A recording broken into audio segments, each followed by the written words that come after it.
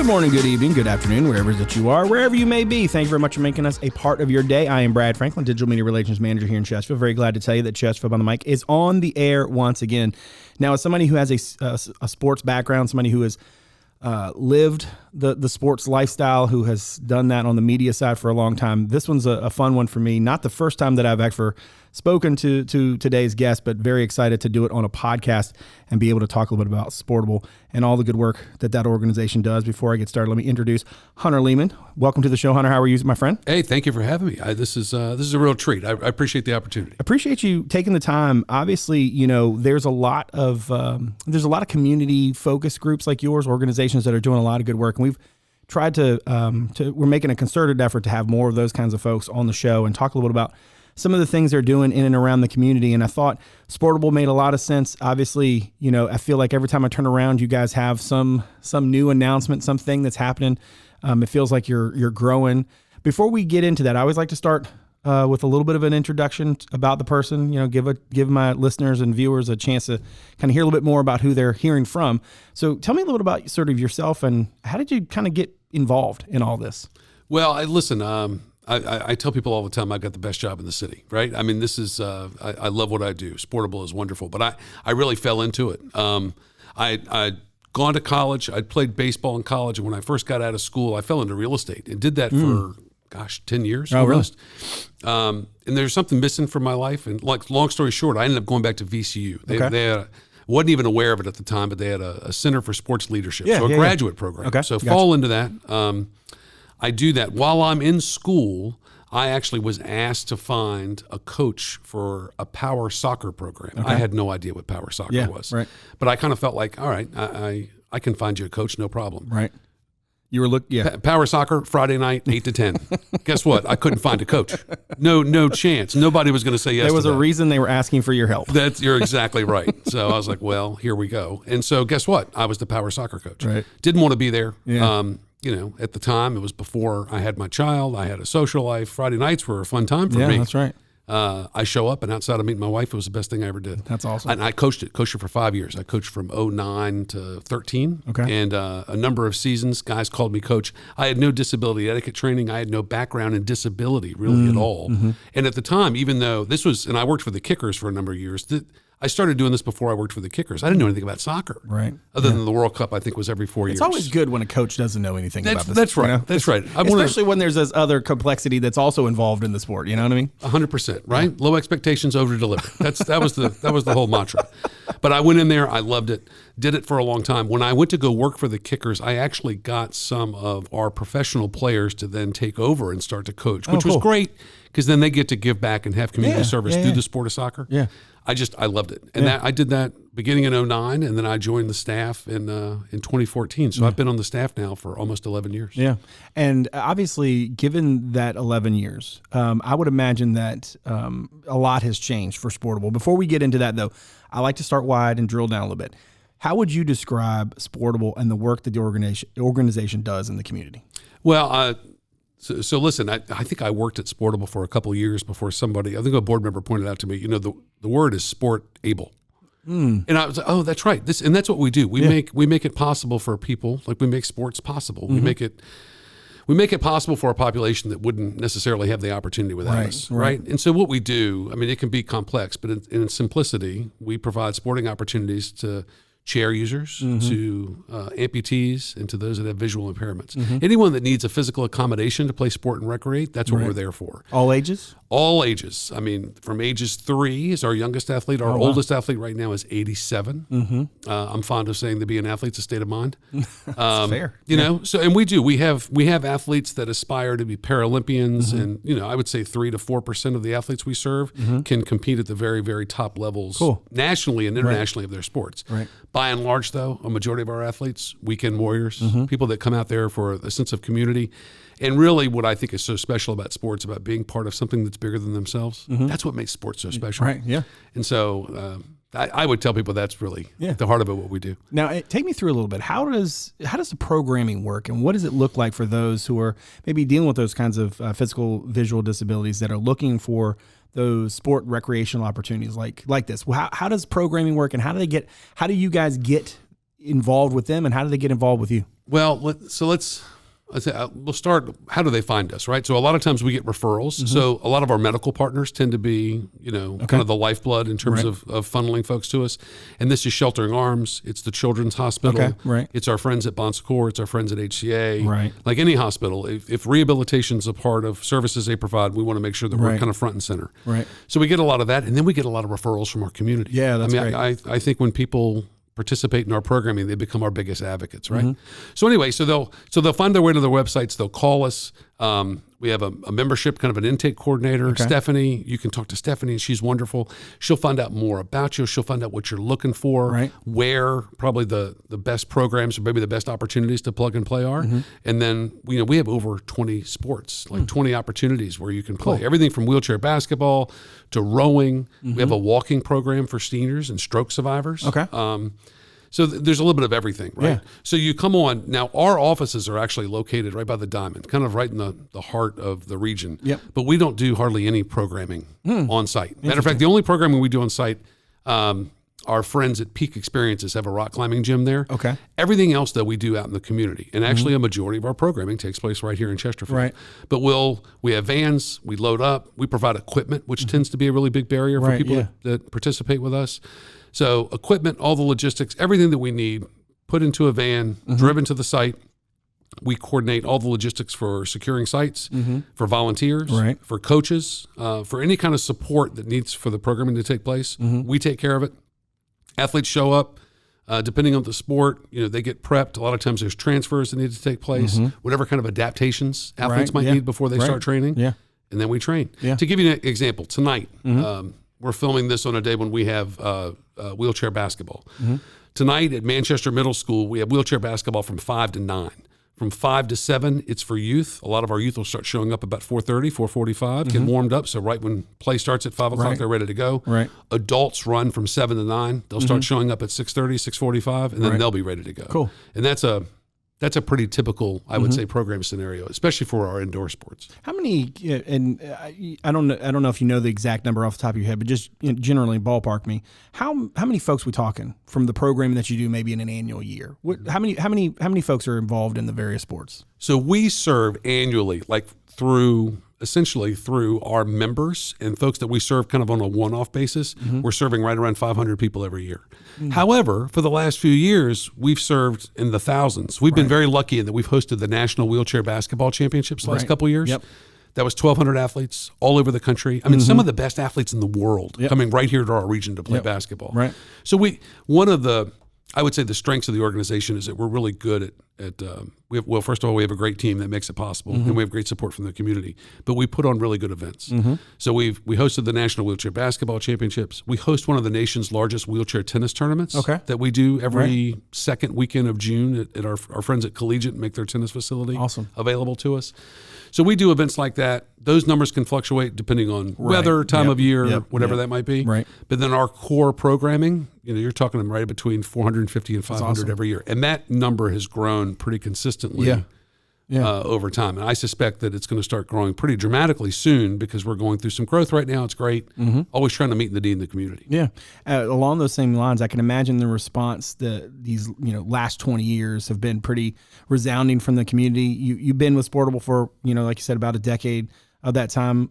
How would you sort of describe the response that you've seen from the community? I can imagine, given that this is, what you do, that response has been extremely uplifting, rewarding, invigorating, inspiring. How would you describe what you've heard from the community, as not just like the communities around the region and including Chesterfield, but also from this specific community about the option to do a lot of these things? So it's funny you say that, because when people say community, I always think of two things, right? I think of the community we serve, right, and that's huge. Like that's actually one of our core values. And if you're familiar, there's this guy Simon Sinek, and he has this famous YouTube. You can find it, but he gives a speech. It's like 20 minutes. It's the power of why, and I always tell my staff about it. And when I go back and look at it, our why is community. Right. Like that's what we do. Like that's the heart of it, right? You're building a community where people can feel like they're appreciated, accepted, where they can excel for who they are. I mean, that's the bread and butter. Right. Our community has been great. I think when people come into it and they experience it, by and large, they stay. Our retention rate is amazing. I bet. Yeah. Right. Yeah. That community has been great, and it's always been strong. the greater community has been so supportive. And I'll say, listen, we're very fortunate. We have a very forward-facing mission. If you ask people if they've ever been part of a sports team, like whenever I'm out in the community and if I'm asked to give remarks, and about 75% of the hands will go up. Yeah. And here's the other thing. Most people believe at one point, either they are an athlete still, or at one point in time they were an athlete. So I think people can really relate to it. Absolutely. And that's great. So I think people understand the power of participation. And so therefore the community has just been so supportive. And look, that's the business community. That's the volunteer community. Right. That's our municipality partners. I mean, really, we see it across the board, but we can only go so far as the community is willing to take us. I say that a lot, and the community has been very good to us. I would imagine that the work you do is pretty daunting, right? That you're trying to build something, you're trying to provide. There's a lot that goes into that. There's a lot of logistics, I'm sure, as you were just describing a second ago, all the various pieces of the puzzle as you're putting everything together. What was it like to sort of build and continue to build over time? And how would you describe the way Sportable has grown and changed over the years? Boy, it's funny. When I started at Sportable in 2014, there were 2.5 of us. We had a young lady, Mary Catherine. She was with us a couple days a week. And then we had a couple folks on the programming side. Today, we're up to 17. And I think we'll probably be close to 20 by the end of the year. And that's full-time staff. But then we've got 7 or 8 part-time folks. And then we've got coaches, like, for each, and listen, like if you think about sports and participation, and if you think about like an athletic department, guess what? Our best programs have the best coaches. I mean, that's really important, right? Right. And people, they tend to gravitate, which is great, right? So it's funny from a business standpoint. I've always wanted to be proactive in terms of addressing business concerns, or just making sure, like you think about resource allocation, you think about staffing, you think about facilities, all the things that kind of drive our resource engine. Right. I want to be proactive on it. From a programming perspective, I've actually always wanted to be reactive. If you build it, they will come. Yeah, right. I mean, to a certain extent, I understand that mentality, but at the same time, when you're in the business of trying to secure resources so that you can put on programming, I think you have to be really good stewards of the resources that you get from the community. Right. So, we do testing. We'll run a one-day clinic, or I don't want to say a seminar, but like a clinic where we'll test it out. Right. And if our athletes come and they respond to it really well, right? and if they like it, right. Because there's nothing better than having a problem like that. Yeah, absolutely. Like if the problem is to meet the demand, generally speaking, there are resources in the community that help you meet that demand. But we just never wanted to be in the position of making up demand. Yeah, I hear that. And I feel like there always is demand, right? I mean, if you look at it's really hard sometimes to find data on what disability profiles look like, particularly on the physical disability side. Right. But if you just look at U.S. Census data, 15% of our population could be eligible. And if you look at a metropolitan population of 1.3 million people, that's a lot of folks. We're talking about a lot of folks. That's a lot of folks. Right. So there's a lot of demand that could be met. And I think, one of the biggest barriers we have in terms of people participating, we're a sports organization, Sportable, right? Like that's what we do. But also, I don't want that. There's lots of recreation programs we provide. There's lots of, I would say, low-intensity programming options we provide. Yeah, that's a good point. Now, there are some more programs, buddy, where they'll run you over. You better bring it. 100%. Yeah, you better bring it. Yeah. And we talk about that a lot, too, in the office. Matter of fact, it came up today. We were talking about inspiration. Man, a lot of times our athletes, they're seen as inspirational. I can promise you our athletes don't want to be inspirational. They're not there to be an inspiration. They're there to kick your butt. and there's some programs that have a little bit more of that mentality than others. Yeah. But generally speaking, between all of our programming options, we can find a place for most folks. If we can overcome that barrier, we can get people in. I think they love it. They stay. And that growth has always been steady. And I guess, thankfully, we still have growth on the horizon. You would love the fact that we would not necessarily be necessary, if you will, but our work is necessary. 96% of the athletes we serve would not have access to sports and recreation without 96, us. 96%. That's crazy. Obviously, we're very focused on Chesterfield here. So tell me a little bit about the ways in which Sportable is reaching out to, specifically doing things here in the community. As you mentioned, of the vast majority, it sounded like, or maybe not vast, but the majority of your athletes or your programming happens here. But how would you sort of describe the community here in Chesterfield? Community's been great. And actually, so in terms of, we get athletes from all over. We get participants from all over the state. And there was, years ago, we looked at this. When I was with the Kickers, actually, we were looking at youth sports. But 90 minutes tends to be the rule. People will drive up to 90 minutes. And then, right? After that, you're done. Right. But 90 to 95% of the athletes and the folks that we serve come right here from Central Virginia, right? the number one location for the athletes we serve is actually Chesterfield County, right? And pretty by and large. So, and the county is growing. The county has also been such a good partner. Chesterfield County won our Partner of the Year. We do awards every year, and Chesterfield County was our Partner of the Year a couple years ago. COVID was a big setback and a big bump in the road for a lot of folks. We were able to get back doing programming faster than just about all of our peers across the country because Chesterfield was such a good partner. That was awesome. And actually, a lot of that's maintained. We've stayed in a lot of those locations. We're a little bit more fractured and kind of all over. Chesterfield's been great. The Parks and Recreation team has been great. Neil and his team, I can't say enough good things about those guys. Greg Velzy, who runs the kayaking program in here, Greg is the best, bar none. And if you think about it, we put quadriplegics on the water, right? Which, by the way, try to get insurance for that. That's not, right? There's business complications in that. But I think about the risk involved in the work we do, and Greg's the only guy that I would put our population on the water with, right? That's awesome. The archery program, which we just had to, we had a wait list that was going out it was ridiculous. So we ended up having to add another session to that. We do that at Rockwood. The staff down there is amazing. Chesterfield's been really good. And here's the thing about Chesterfield that's been awesome too. Because we have a lot of great municipality partners, and they all have their strengths, right?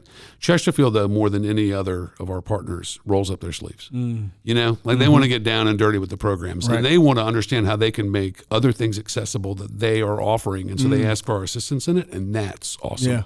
I think that when you're looking at through a lens of accessibility and inclusion, that really puts a lot more emphasis on the work we do, and that's pretty awesome. And Chesterfield's really led the way in that. Yeah.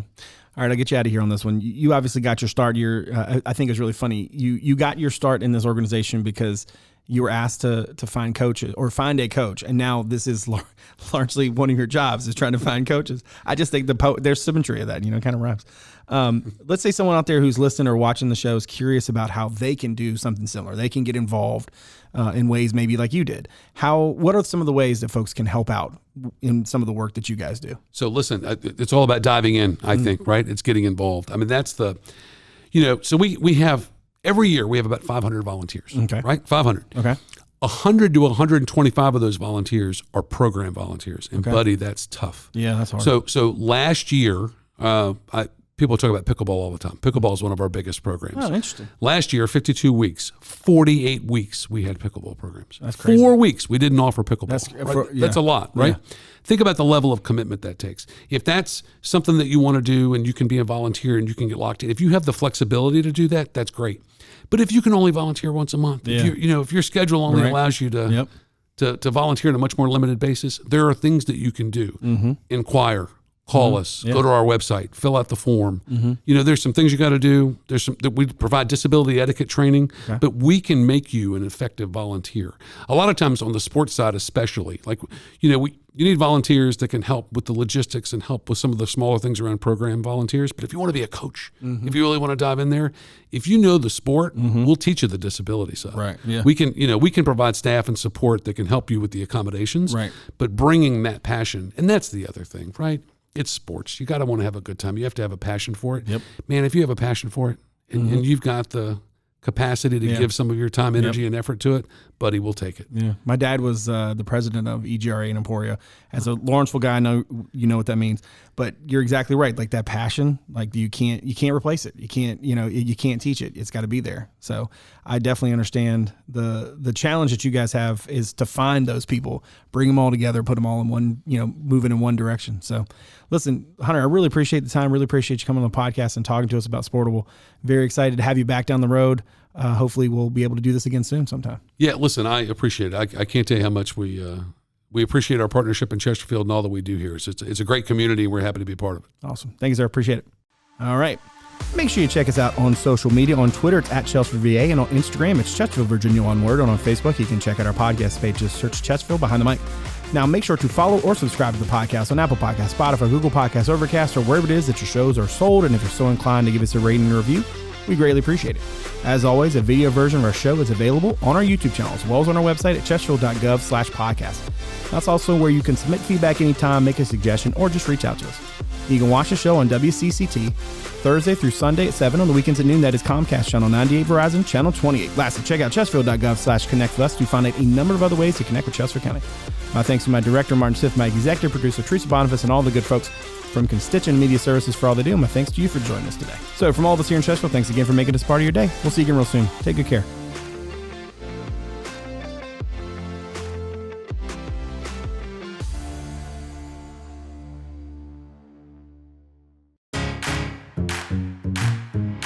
From blogs to podcasts, and I'm very glad to tell you that Chesterfield Behind the Mic is on the air once again. Weekly video segments and newsletters, social media, the latest community news. And this is your Chesterfield News Minute for September 19th. How to get in touch, and everything in between.